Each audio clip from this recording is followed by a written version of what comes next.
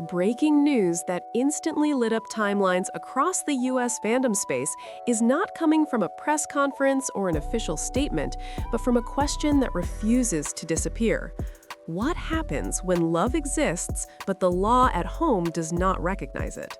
What happens when two global figures, constantly under the spotlight, are imagined standing at the center of a moment that is sacred, private, and deeply personal, yet impossible to formalize in their own country?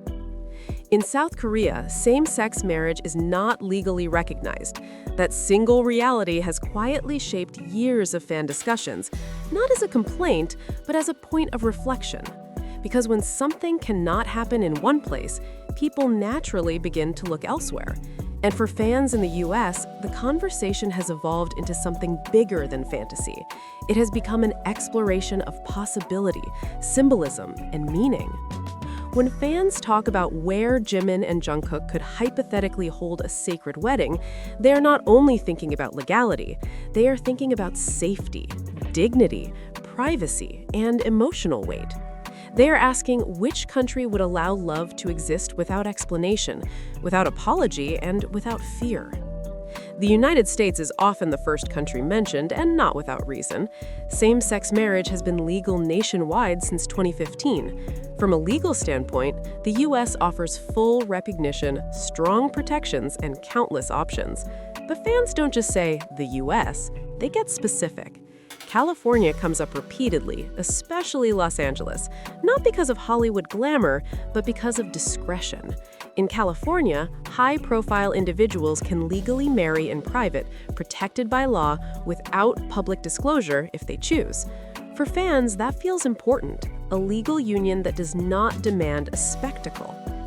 Others point to New York, a city known for diversity, resilience, and history. To fans, New York represents a place where love of every form has existed openly for decades. A marriage there would not feel controversial, it would feel normal. And that normality is exactly what many fans believe makes it powerful. But the conversation does not stop in the US. It crosses the Atlantic, moving toward Europe, where the idea of same-sex marriage has been legally and culturally rooted for years. The Netherlands is often described by fans as the most quietly meaningful option. It was the first country in the world to legalize same-sex marriage back in 2001. That fact alone carries weight. A wedding there would not feel like a trend or a statement. It would feel like stepping into history. Calm canals, old architecture, and a society long familiar with equality. Fans imagine it as a place where the ceremony would speak for itself without needing an audience. France follows closely behind in fan discussions. Same-sex marriage has been legal there too since 2013, but what draws fans isn't only the law, it's the emotion tied to the country.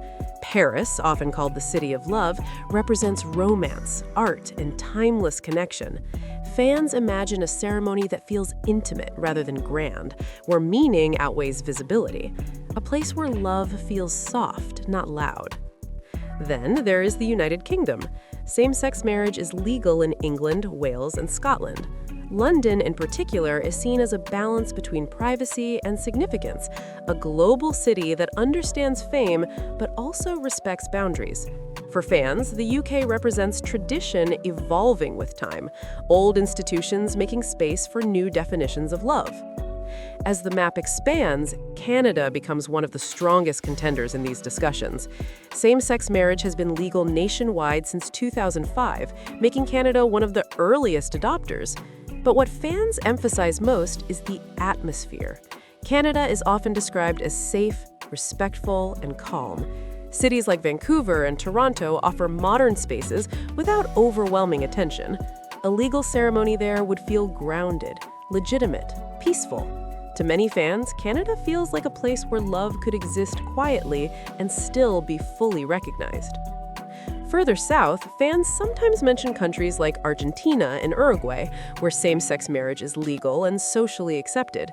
These countries are less commonly discussed, but when they are, it's usually in the context of distance from the spotlight, places where fame fades into the background and humanity comes forward.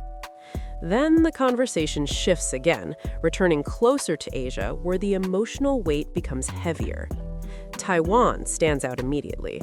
In 2019, Taiwan became the first place in Asia to legalize same-sex marriage. For fans, this is not just a legal milestone, it is symbolic. A wedding in Taiwan would represent progress within the region itself. It would mean that love does not have to travel across the world to be recognized. It could be acknowledged closer to home, culturally and geographically. Many fans see Taiwan as one of the most meaningful possibilities, not because of popularity, but because of what it represents. Japan is also mentioned, though with a different tone. Same-sex marriage is not legally recognized nationwide in Japan, but partnership certificates exist in many regions, and social attitudes are often perceived as quietly accepting. Fans who mention Japan usually talk about symbolism rather than legality, a private vow exchange, a spiritual ceremony, something deeply personal, even if it exists outside legal frameworks. For fans, that distinction matters. Legal recognition is one thing, sacred commitment is another. New Zealand enters the conversation as well, often described as a place of peace rather than publicity. Same-sex marriage has been legal there since 2013. What draws fans is the sense of isolation and calm. Mountains, oceans, open skies. A place far removed from constant attention. Fans imagine a ceremony where the world feels very small and the moment feels very real. Across all these discussions, one pattern becomes clear. Fans are not asking for headlines. They are imagining safety. They are imagining a space where love does not need defending. They are imagining a moment where two people are not making a statement, but simply living their truth.